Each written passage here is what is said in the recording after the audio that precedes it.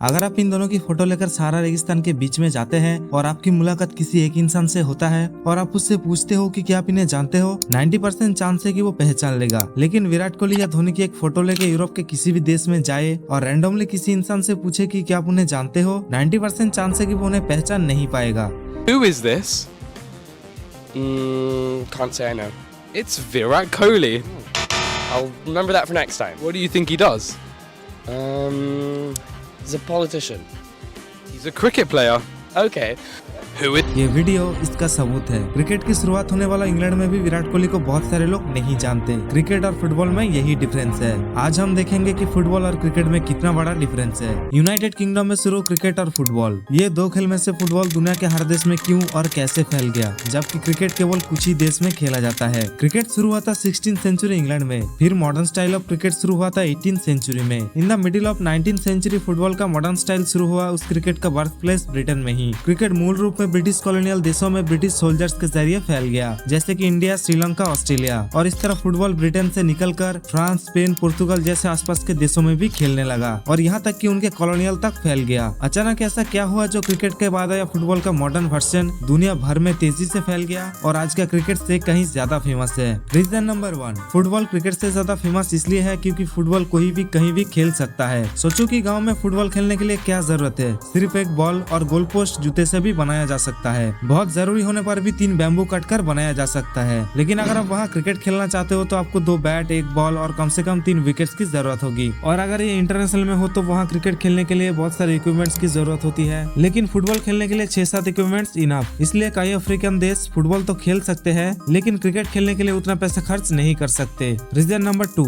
Rules and laws. एक football fans के लिए फुटबॉल के रूल्स को समझना बहुत सिंपल है। ऑफसाइड रूल्स को छोड़कर फुटबॉल के मैक्सिमम रूल्स बहुत सिंपल है। लेकिन अगर आपको वहाँ क्रिकेट के रूल्स को समझना है तो ये बहुत कॉम्प्लिकेटेड है। कभी कभी प्लेयर्स भी अलग अलग रूल्स के बीच में कंफ्यूज हो जाते हैं। इसलिए नए नए फैंस के लिए क्रिकेट को समझना एक बड़ा चैलेंज है। फुटबॉल की पोजीशन और क्रिकेट की फील्डिंग में बहुत डिफरेंस होते हैं। अगर आप क्रिकेट का 100% एंजॉयमेंट लेना चाहते हैं तो आपको क्रिकेट के सारे रूल्स एंड लॉस को जानना होगा और अलग अलग फील्डिंग पोजीशन के बारे में भी जानना होगा। लेकिन फुटबॉल में ऐसी कोई रिस्ट्रिक्शंस नहीं है। शायद यही रीजन है कि सबसे ज्यादा लोग फुटबॉल को आसानी से एक्सेप्ट कर पाए हैं। रीजन नंबर 3, फुटबॉल आप किसी भी कंडीशन, किसी भी इन्वायरमेंट में खेल सकते हैं। गर्मी में, सर्दी में, यहाँ तक कि बर्फ में भी खेल सकते हैं। लेकिन अगर हम वहाँ क्रिकेट खेलते हुए देखें तो बिना सुटेबल कंडीशन के क्रिकेट खेलना पॉसिबल नहीं है। एग्जाम्पल के तौर पर अगर थोड़ा सा भी बारिश हो जाए तो क्रिकेट का खेल रोक दिया जाता है, लेकिन वहाँ फुटबॉल का खेल कंटिन्यू रहता है। हालांकि दुनिया के सभी देश में क्रिकेट का आइडियल वेदर नहीं होता और फुटबॉल में मौसम की कोई ज्यादा रोल नहीं होता है, इसलिए आप किसी भी देश में खेल सकते हैं। शायद यही रीजन है कि फुटबॉल इतनी तेजी से ग्रो करने लगा।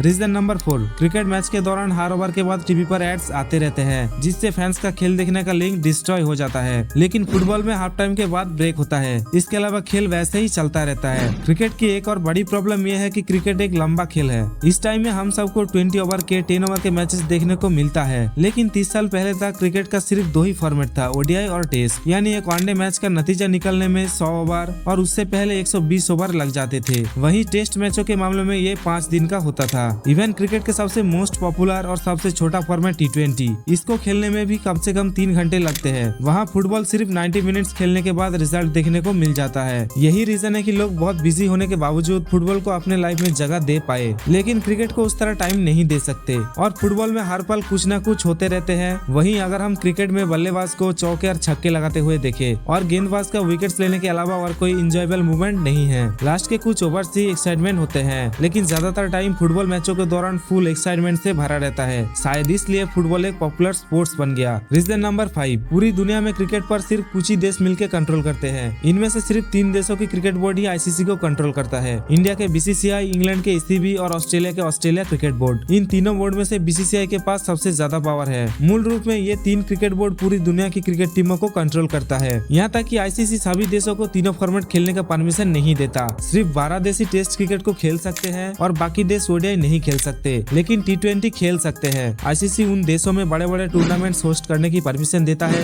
जिस देश में क्रिकेट पहले से ही फेमस है, इसलिए क्रिकेट पूरी दुनिया के लिए अनजान बनकर रह जाता है। वहीं अगर हम फुटबॉल पर नजर डालें तो फुटबॉल में 11 एसोसिएट कंट्री है, लेकिन फुटबॉल में एक या दो देश के हाथ में कोई पावर नहीं होता, ज्यादातर पावर फीफा के हाथ में होता है। फीफा वर्ल्ड कप उन देशों में भी आयोजित किया गया है जहां फुटबॉल उतना पॉपुलर नहीं, यहाँ तक कि जो देश वर्ल्ड कप के लिए डायरेक्ट क्वालिफाई नहीं कर पाए उन्होंने भी वर्ल्ड कप होस्ट किया है। रीजन नंबर 6, कुछ साल पहले क्रिकेट खेलना शुरू करने वाला देश के लिए क्रिकेट वर्ल्ड कप में एंट्री पाना बहुत मुश्किल है, क्योंकि वनडे वर्ल्ड कप में सिर्फ 10 टीम ही खेल सकती है और उनमें से कई टीमों को क्वालिफायर खेलना नहीं पड़ता। लेकिन फुटबॉल के मामले में वर्ल्ड कप विनर टीम को भी क्वालिफायर खेलकर वर्ल्ड कप में हिस्सा लेना होता है। 2022 फीफा वर्ल्ड कप के लिए क्वालिफाई में इटली के खराब परफॉर्मेंस की वजह से 2022 की वर्ल्ड कप में क्वालिफाई करने में नाकाम रहे, जबकि 2022 वर्ल्ड कप में इटली यूरो चैंपियन था। मेरा मतलब है कि आपने कभी एशिया कप चैंपियन टीम को वर्ल्ड कप में मौका ना मिलते देखा है, लेकिन फुटबॉल में ऐसा होता है। इस क्वालिफायर गेम के लिए कई बड़े बड़े देश कभी कभी वर्ल्ड कप नहीं खेल पाते, वहीं बहुत सारे नए देशों को वर्ल्ड कप खेलने का मौका मिलता है, जिससे उस देश की फुटबॉल में इम्प्रूवमेंट होते हैं। ये तो था रीजन कि फुटबॉल क्रिकेट से भी इतना ज्यादा फेमस क्यों है। आप देखते हैं फुटबॉल और क्रिकेट में कितना बड़ा डिफरेंस है। 2018 में जो फुटबॉल वर्ल्ड कप हुआ था जिसमें फ्रांस जीता था, उस वर्ल्ड कप को 3.2 बिलियन लोगों ने देखा था। वहाँ 2019 क्रिकेट वर्ल्ड कप को 2.6 बिलियन लोगों ने देखा।